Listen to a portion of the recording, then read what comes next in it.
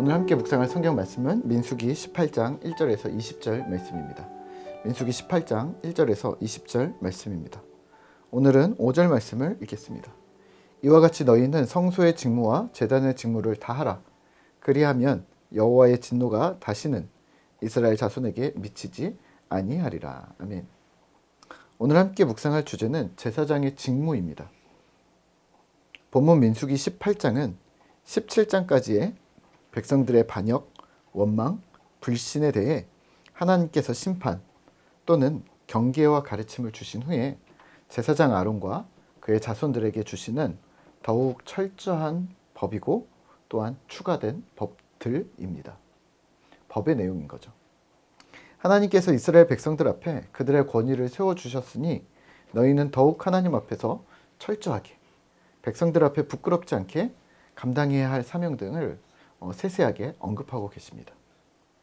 그리고 그 사명은 성소가 침범당하지 않도록 보호할 책임이 누구에게 있는지를 설명합니다. 이것은 매우 실로 중요한 임무였습니다. 오늘 말씀은 아론에게 직접 먼저 명령하십니다. 1절입니다.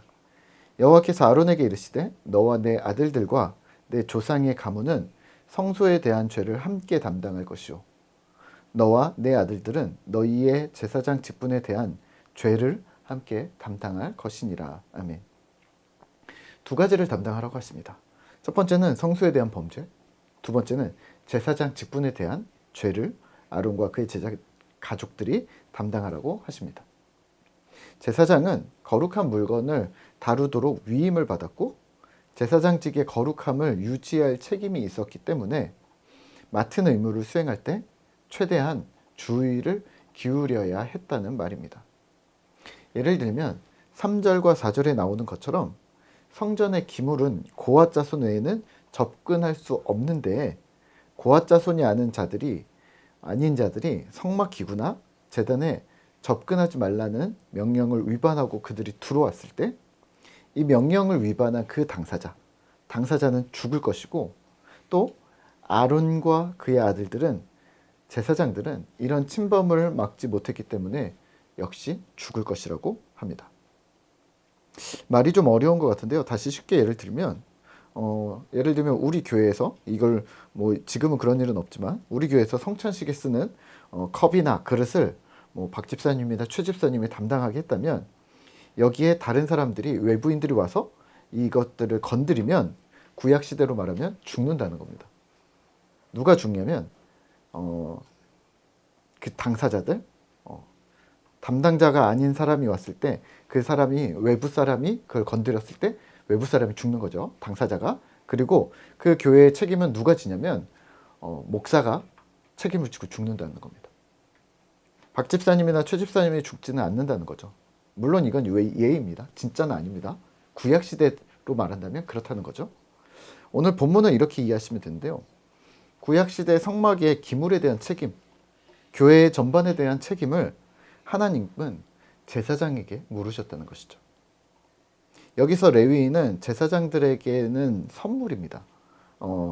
그러니까 제사장은 철저히 성막을 책임지고 레위인은 제사장들이 살아갈 때 필요한 성물과 상관없는 다른 업무들, 청소나 정리정돈 뿐만 아니라 자금을 관리하거나 다른 지파의 회집을 알리거나 하는 이러한 제사장의 업무를 돕게 했다는 겁니다. 8절부터는 제사장들의 몫으로 돌려지는 음식이나 소유에 대해 언급합니다. 이렇게 고생을 하니 나는 이렇게 보상하겠다라는 의미로 받아들이셔도 될 듯합니다. 8절입니다. 너희들에게 영구한 몫의 음식을 주겠다. 9절입니다. 지성물 중 불사르지 않은 것 헌물은 너희가 가져라. 12절입니다. 백성이 드린 첫 소산 기름과 포도주와 곡식도 제사장들이 가져라. 14절입니다. 특별 제물, 물건이나 사람이나 가축이나 대속한 후에 가지라고 합니다. 19절입니다. 읽겠습니다. 이스라엘 자손이 여호와께 거제로 드리는 모든 성물은 내가 영구한 몫의 음식으로 너와 내 자녀에게 주노니 이는 여호와 앞에 너와 내 후손에게 영원한 소금 언약이니라. 아멘. 여기서 음식은 소유라는 말인데요. 성물, 헌물 중에 조건이 충족되는 것은 제사장의 소유가 된다고 하십니다. 그리고 이를 소금 언약이라고 명명합니다. 여기서 소금은 변하지 않는 것, 바뀌지 않는 것의 상징인데요. 그렇다면 이 언약은 깨질 수 없는 영원한 언약으로 하나님께서 결정하셨다는 뜻이 됩니다. 20절입니다. 여호와께서 또 아론에게 이르시되 너는 이스라엘 자손의 땅에 기업도 없겠고 그들 중에 아무 분깃도 없을 것이나 내가 이스라엘 자손 중에 내 분깃이요 내 기업이니라. 아멘. 레위 지파는 기업도 없고 분깃도 없고 하나님께서 너의 기업, 분깃이 되어줄 것이라고 하셨습니다. 20절은 많이 들어보셨을 얘기인데요. 그러면 오늘 말씀을 묵상하며 우리가 기억해야 할 것은 무엇일까요? 목회자를 잘 섬겨야 한다? 이런 말일까요? 네. 과연 거기서 끝날까요? 오늘은 두 가지를 살펴보면 어떨까요? 제사장의 역할입니다. 아론과 아론의 아들들인 제사장들이 감당해야 할 중차대한 임무는 성소에 대한 범죄와 제사장 직분에 대한 죄였습니다. 이 말을 오늘 말로 다시 바꾸면 교회 공동체의 성결, 거룩성입니다. 성막에 사람이 접근하지 못하게 했었던 이유는 무엇일까요? 흙먼지 광야 바닥에서 텐트를 치고 수많은 사람들이 함께 이동하는데 거기에 특별한 영역을 만들어서 오늘은 시내산, 또 오늘은 바란광야, 오늘은 가데스 바네아, 뭐 이런 식으로 옮겨 다니는데 그게 무슨 의미가 있었을까요? 네, 거룩성의 보존이었습니다. 흙 묻은 샌들을 신고 저작거리를 누비는 것처럼 하나님의 성소를 함부로 밟지 말라는 뜻과 동시에 또 그 성소를 중심으로 우리가 살아간다는 것을 기억하도록 함이었습니다. 너무 어렵나요? 오늘 말로 바꾸면 다시 변환하면 이렇습니다. 세속화입니다. 그리고 하나님 중심입니다. 교회 공동체를 성막이라고 한다면 구약 시대처럼 사람이 죽거나 거룩한 물건이 있어서 만지면 벼락을 맞거나 뭐 그렇지는 않겠지만 여전히 우리가 지켜야 하는 것은 교회 공동체 내에 들어오는 세속성입니다. 교회를 회사 운영하듯이 신뢰와 공평성에 기반해서 운영만 한다든지 투자 대비 효과가 나와야 한다고 생각하는 효율성으로만 운영해서는 안 되는데요.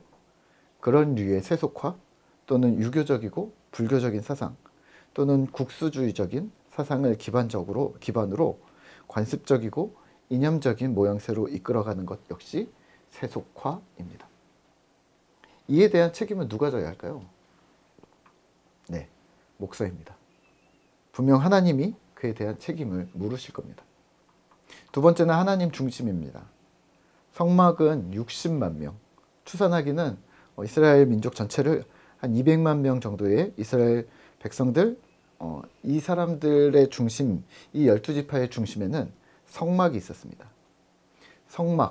성소는 항상 이스라엘의 진영 중앙에 위치해 있었습니다. 하나님 중심이라는 말입니다. 온 이스라엘이 하나님 중심이 되도록 그 중차대한 역할, 기준을 잡아주는 자들이 바로 제사장들이었습니다. 제사장이 여기서 흔들리면 안 되는 것이었죠. 그렇다면 오늘날의 목회자들은요? 아무리 세속적인 세상에 우리가 있더라도 신자들을 향하여 하나님이 중심이라는 사실을 선포하여야 합니다. 그리고 본인 스스로 하나님 중심으로 살아야 하는 것이죠. 그러면 여기서 하나만 더 말씀드리고 마무리하면 어떨까요? 신약 베드로전서에서 우리는 왕같은 제사장이라고 합니다. 이 제사장의 직분이 목회자들 뿐만 아니라 실제 성도 개개인에게도 같은 명령이라고 또 생각하시면 어떨까요? 나 역시 이 시대의 제사장임을, 그래서 하나님과 세상을 잇는 교량 역할을 하고 있음을 기억하면서 교회 공동체를 섬김과 동시에 세상을 향해 이 중차대한 사명을 감당하는 우리 꿈터교회 성도 되시기를 기도합니다.